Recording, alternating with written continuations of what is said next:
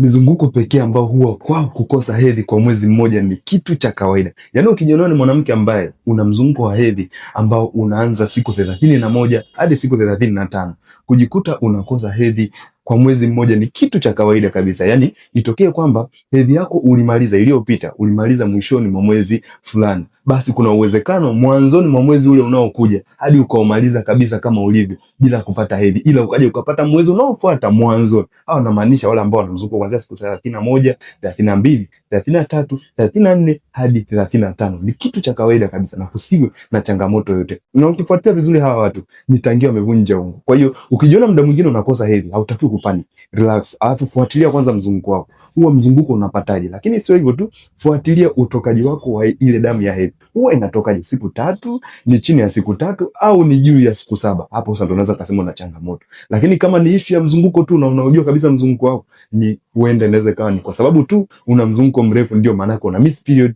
kila baada ya miezi kadhaa, na ikawa ni hali ya kawaida kabisa. Na ndipo naye katika safari ya kuita mama, kwa wale wanawake ambao walipitia shida za hedhi zao hazipo vizuri, huwa walinitafuta tu moja kwa moja na tukawapa tu taratibu ni kipi cha kufanya. Lakini uliosikiza video hii, hebu niambie wewe mzunguko wako na siku ngapi, ili tuendelee kujua kama na wewe kukosa hedhi kwa mwezi inaweza kuwa ni kawaida au sio hali ya kawaida.